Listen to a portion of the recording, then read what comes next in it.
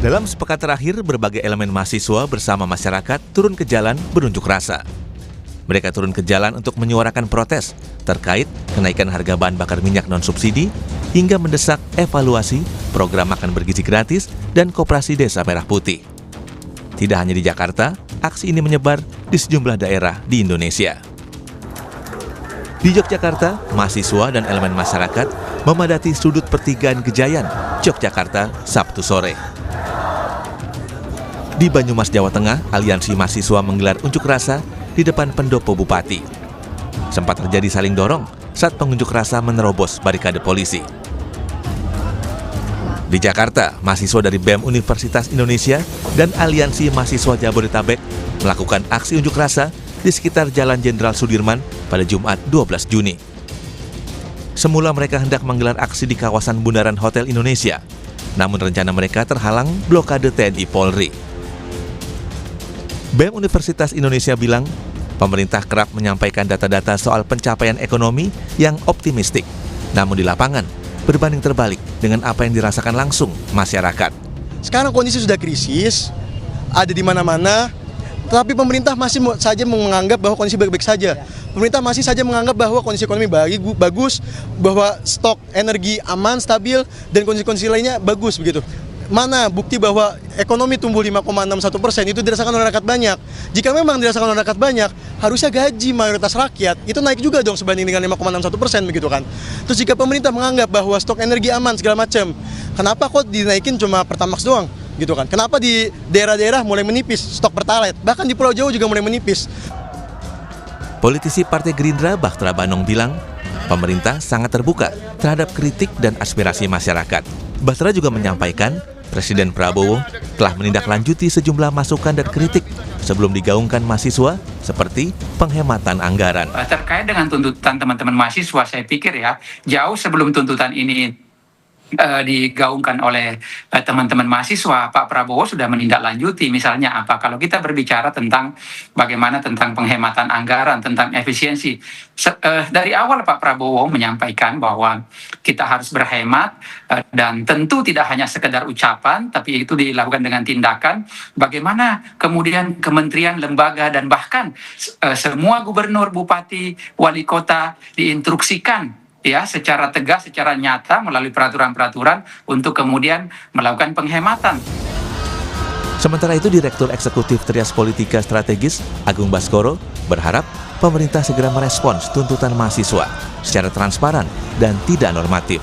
Agung bilang, jika pemerintah tidak merespons dengan cepat, maka eskalasinya akan meluas. Nah, kalau tidak kecepatan informasi itu diimbangi oleh kecepatan pemerintah berkomunikasi kepada publik seperti timeline tadi, saya khawatir miss-nya banyak nanti. Jadi kekhawatiran soal disinformasi, fitnah, hoax, dan seterusnya itu justru karena ini tidak direspon, dibiarkan gitu. Jadi maksud saya, kalau bisa selama aksi berlangsung, pemerintah merespon per poin, jelas, detail, karena ini Gen Z ini, anak-anak yang melek informasi. Nah, itu kan jadi problematik maksud saya. Jadi karena Gen Z sosiodemografinya seperti ini, penyikapannya nggak bisa lagi normatif, nggak bisa lagi ya asal ditanggapi selesai. Ini kan per poin. Kalau saya bahasnya per poin juga, follow up-nya ini tanggal sekian kami ini. Jadi kalau bisa setransparan mungkin lebih bagus gitu. Supaya apa? Pemerintah sendiri yang diuntungkan. Mahasiswa berharap pemerintah bisa lebih peka terhadap kesulitan yang dihadapi warga imbas dari naiknya harga BBM non-subsidi. Tak hanya itu, pelemahan nilai tukar rupiah terhadap dolar Amerika juga anjloknya IHSG menimbulkan kekhawatiran di masyarakat. Tim Liputan Kompas TV.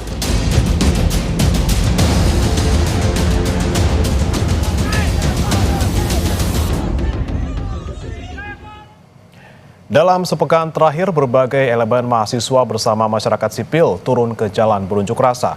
Mereka turun ke jalan untuk menyuarakan protes terkait kenaikan harga bahan bakar minyak non-subsidi hingga menuntut perbaikan kondisi ekonomi.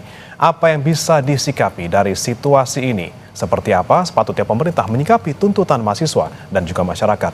Kita bahas bersama dengan narasumber yang sudah hadir di sambungan daring. Saudara, ada juru bicara Partai Gerindra sekaligus anggota DPR RI, fraksi Gerindra Bahtera Banong, dan analis komunikasi politik Universitas Padjadjaran Kunto Adi Wibowo. Selamat pagi Bang Bahtera, Mas Kunto. Selamat pagi, Mas.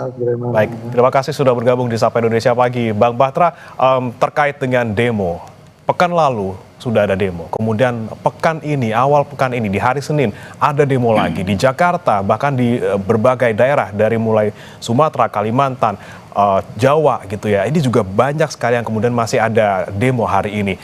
Memang sudah ada tanggapan dari Bang Kodari, Kepala Bakom kemarin terkait dengan aksi dari mahasiswa. Apa yang kemudian kurang dari yang apa disampaikan oleh Bakom gitu, Bang Batra? Sepertinya perlu respon lebih nih. Iya, tentu saya ingin menyampaikan bahwa penyampaian aspirasi, penyampaian pendapat yang dilakukan oleh teman-teman BEM, teman-teman mahasiswa, itu tidak dilarang ya, dan memang diatur dalam undang-undang kita bahwa setiap orang, setiap individu atau kelompok masyarakat yang ingin menyampaikan pendapat di muka umum itu diperbolehkan, tetapi juga tentu penyampaian pendapat itu harus berbasis data, berdasarkan fakta-fakta, kemudian harus disampaikan. Dan kami juga berterima kasih ya kepada teman-teman BEM sudah melaksanakan demonstrasi secara tertib, damai, tidak ada anarkisme, dan di bangsa yang berdemokrasi ini adalah sesuatu yang bagus ya, karena berbeda pandangan itu boleh, berbeda pendapat juga itu diperbolehkan, dan kami memberi apresiasi yang sebesar-besarnya kepada teman-teman mahasiswa. Terkait dengan tuntutan teman-teman BEM, tentu ada 5 poin yang dimaksud itu.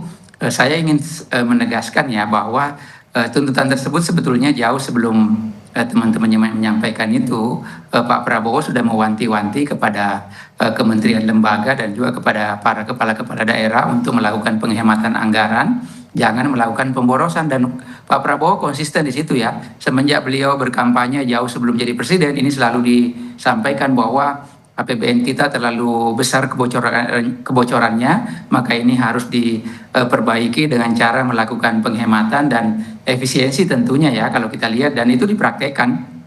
Bagaimana kemudian kementerian lembaga disuruh untuk berhemat, bagaimana kemudian para kepala-kepala daerah, baik itu di tingkat kabupaten kota, begitupun di tingkat provinsi, artinya kan sejalan dengan apa yang disampaikan oleh teman-teman mahasiswa.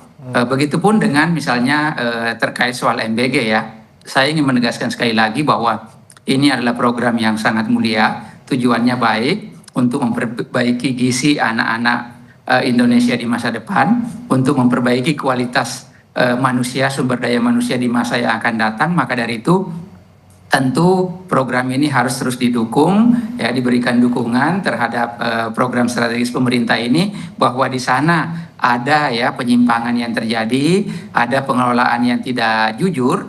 Nah, itulah yang disayangkan oleh Presiden Prabowo. Maka dari itu beliau langsung mengambil tindakan yang tegas, mengganti kepala BGN, terus kemudian menginstruksikan kepada kepala BGN yang baru untuk memperbaiki tata kelolanya. Terus kemudian yang kedua, agar anggarannya betul-betul tepat sasaran. Anggaran-anggaran yang dianggap tidak penting itu harus dihilangkan. Terus kemudian harus ada refocusing programnya. Bagaimana agar lebih tepat sasaran, bagaimana agar daya jangkaunya betul-betul masyarakat yang membutuhkan. Artinya ini kan Pak Presiden juga menginginkan hal yang sama, agar tidak terjadi pemborosan anggaran. Dan saya pikir itu kita bersepakat semua bahwa apa yang diteruskan oleh Presiden itu menurut hemat kami sesuatu yang baik dan terus harus didukung agar program ini tepat sasaran, agar program ini ya daya jangkaunya betul-betul terhadap orang-orang yang membutuhkan. Maka dari itu saya pikir ini adalah sesuatu yang baik ya. Jadi sejalan saya pikir dengan apa yang disampaikan oleh teman-teman mahasiswa. Maka dari itu kalau kita lihat ya, pemerintah juga sangat responsif terhadap penyampaian pendapat. Beberapa waktu yang lalu banyak pihak misalnya yang mengkritik soal bagaimana soal nilai tukar rupiah yang terus melemah, terus kemudian bagaimana IHSG kita yang terus jauh turun ke dalam. Tetapi pemerintah kan tidak tinggal diam. Pemerintah dengan cepat merespon, dengan cepat bekerja, melakukan rapat koordinasi dengan DPR juga yang dipimpin oleh Pak Dasko. Bagaimana misalnya fiskal dan moneter kita harus segera dikoordinasikan, diperbaiki dengan cepat. Apa yang terjadi? Ya, selang beberapa waktu terakhir ini kita saksikan bahwa nilai tukar rupiah jauh di bawah 18.000, terus kemudian IHSG kita sudah mulai rebound 3 hari berturut-turut ya naik begitu jauh. Artinya kan pemerintah terus merespon apa yang disampaikan oleh publik, apa yang disampaikan oleh baik itu masyarakat, begitupun dengan mahasiswa atau para tokoh-tokoh bangsa kita. Oke, respon Dan sudah Pak Prabowo diberikan sangat ya. terbuka dengan setiap masukan, dengan setiap pendapat. Semua para tokoh-tokoh bangsa diajak berdiskusi, diajak memberi masukan, Ya. baik yang ya seirama dengan pemerintah, begitupun misalnya bagi mereka yang sering menyampaikan kritis Oke. terhadap pemerintah. Misalnya contoh terakhir ya, Pak JK diundang untuk bertemu, berdiskusi tentang terkait soal investasi. Artinya kan Pak Prabowo tidak alergi dengan masukan, Pak Prabowo tidak alergi dengan kritikan. Ya. Beliau selalu menjadikan bahwa masukan, kritikan itu baik untuk pemerintahan, karena Oke. itu juga dalam rangka, dalam upaya untuk mengontrol agar pemerintahan yang Baik. dipimpin oleh beliau tetap di jalan yang benar. Baik, respons terkait dengan pemborosan anggaran, kemudian soal MBG, hingga hal-hal lain seperti pelemahan rupiah sudah direspons, dan juga pemerintah sudah menunjukkan bahwa terbuka akan kritik. Tapi masalahnya, saya mau ke Mas Kunto. Mas Kunto, ini walaupun sudah ada respons dari pemerintah terkait dengan tuntutan dari mahasiswa, tetap saja ada aksi-aksi yang terus kemudian bermunculan. Apa yang sebenarnya kurang dari respons pemerintah?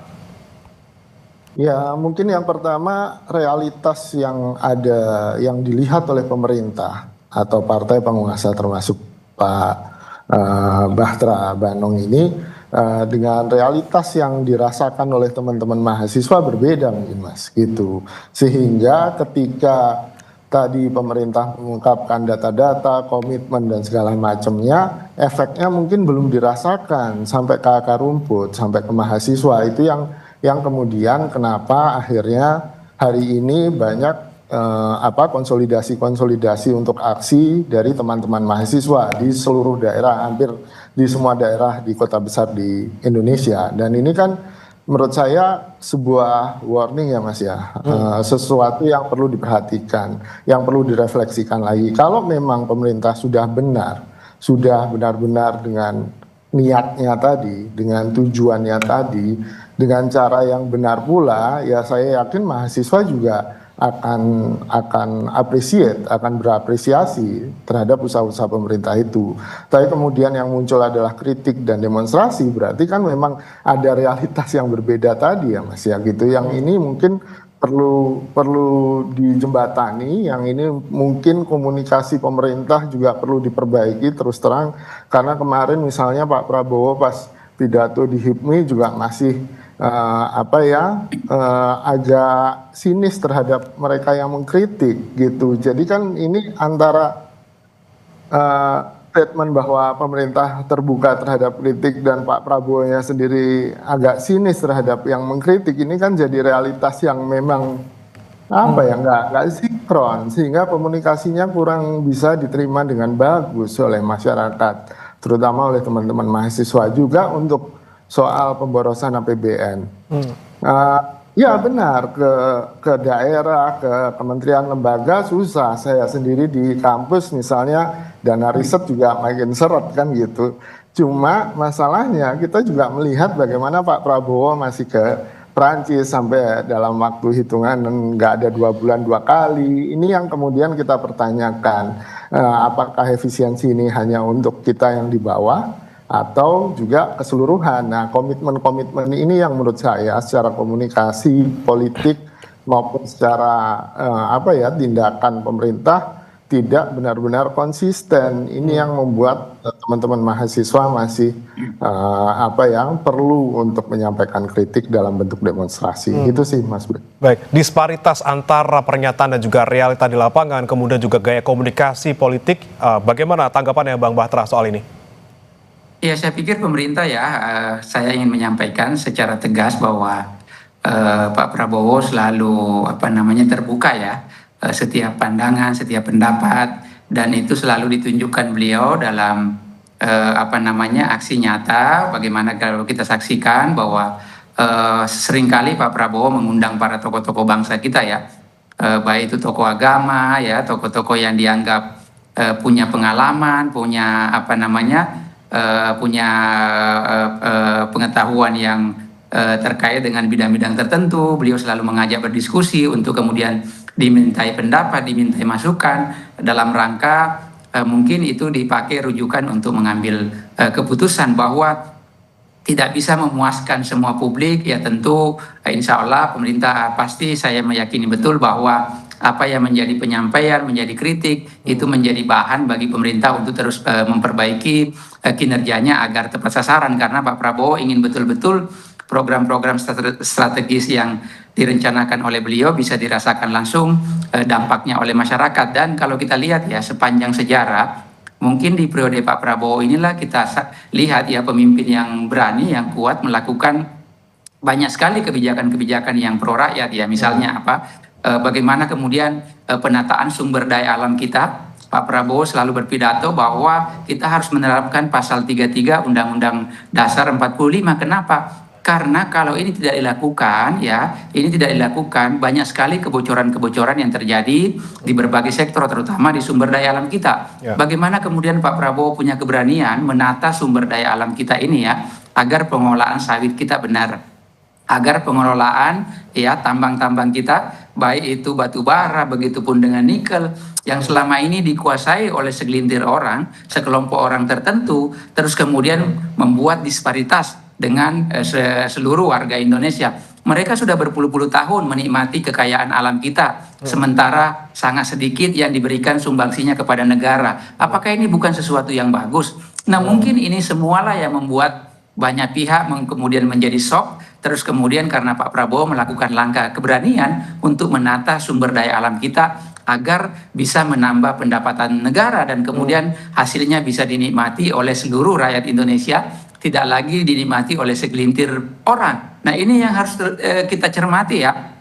Kita dukung, kita beri apresiasi pemimpin yang punya keberanian seperti Pak Prabowo, yang kita tahu sendiri selama ini ya penegakan hukum kita ya, pengusaha-pengusaha yang kita anggap tidak bisa tersentuh dengan hukum, hari ini kita saksikan bahwa Pak Prabowo melakukan itu. Belum lagi misalnya ya terakhir beliau menyampaikan bahwa pengelolaan sumber daya alam kita harus dikuasai sepenuhnya oleh negara. Maka dari itu ini harus kita berikan dukungan agar nanti ya pengelolaannya dikelola dengan cermat, dengan baik, dengan tepat, dan kemudian itulah akan dipergunakan untuk kemakmuran dan kesejahteraan rakyat. Jadi kalau kita saksikan ya kebijakan Pak Prabowo yang diambil betul-betul berpihak kepada rakyat, betul-betul berpihak kepada masyarakat, dan mudah-mudahan memang kan hasilnya tidak bisa tentu dilakukan hari ini, misalnya besok, seminggu kemudian, sebulan kemudian, ya tentu butuh proses, tentu butuh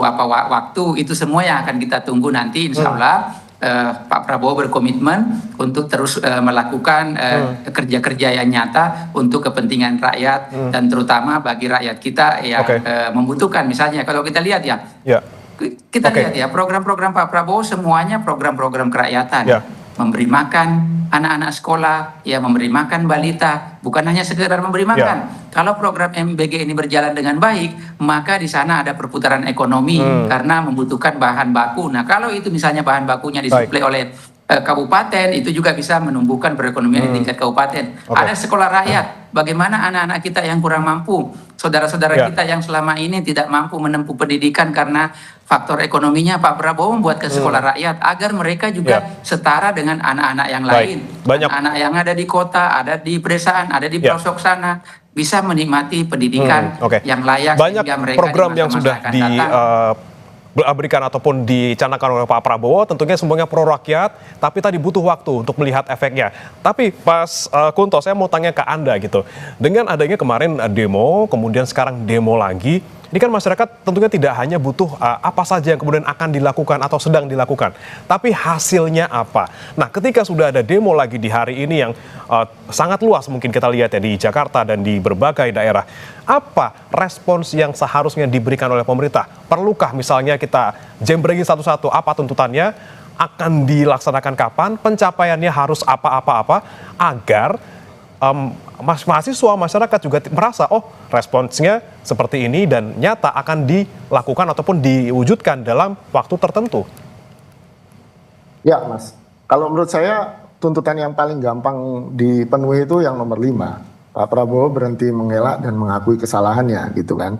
Dalam artian kan kita melihat kemarin kita sudah khawatir ketika rupiah semakin turun dan akhirnya ketika pemerintah bilang oh nggak apa-apa kok kita baik-baik saja dan segala macam. Akhirnya ketika tanggal 9 kemarin BI akhirnya menaikkan BI rate bunga, akhirnya dolar bisa ditahan gitu, harga dolar bisa ditahan.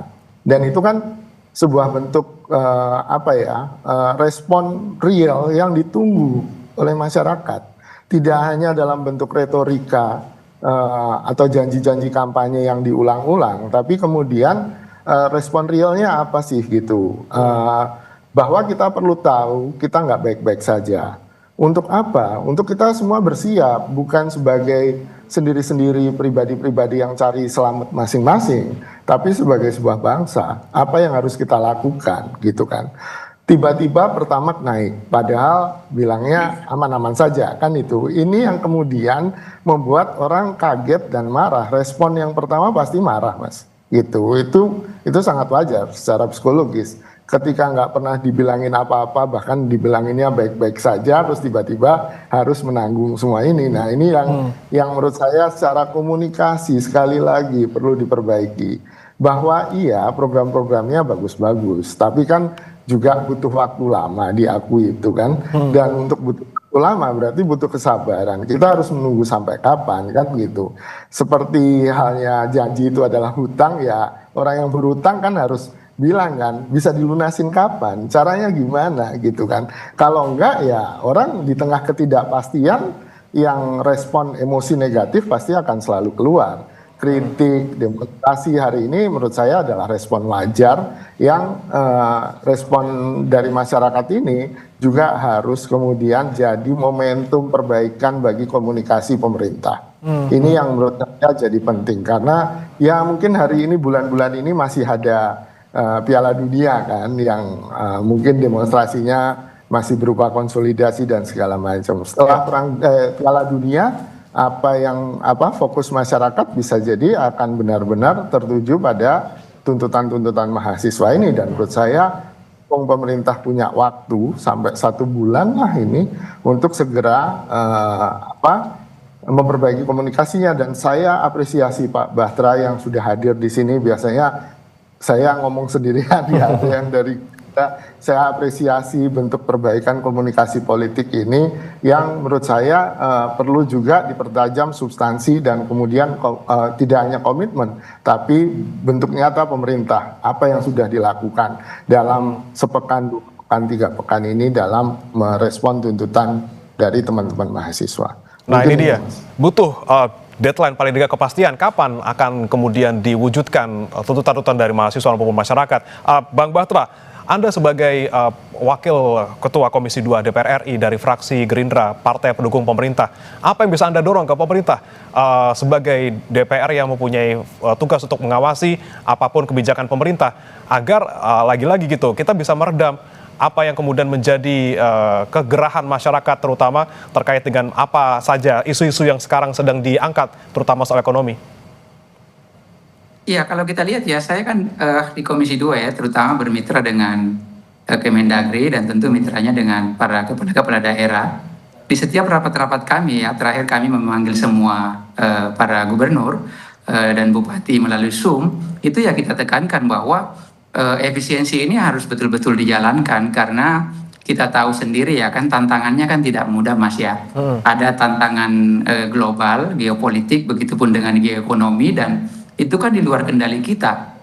Dan tantangan-tantangan itu kan yang kita harus hadapi secara bersama dan harus kita respon dan Pak Prabowo tadi kenapa misalnya harus sering keluar negeri untuk menjalin hubungan kerjasama dengan para kepala-kepala negara lain. Itu juga dalam rangka membangun komunikasi antara pemimpin-pemimpin negara lain agar situasi-situasi global ini, tantangan-tantangan global ini bisa dihadapi secara bersama. Karena jangan lupa ya, kita sebagai suatu bangsa kan betul-betul ya tidak bergantung juga sama negara-negara lain. Maka dari itu harus berkomunikasi terutama misalnya tadi soal energi ya. Kalau kita lihat kan bahwa Pak Prabowo ke luar negeri itu dalam rangka juga untuk mengamankan kepentingan bangsa kita, kepentingan negara kita. Jadi agak keliru misalnya kalau kita disuruh menghemat, terus kemudian dianggap Pak Prabowo tidak melakukan penghematan. Saya pikir kan ada apa namanya ya, kepentingan bangsa dan negara, dan itu tidak bisa ditunda, maka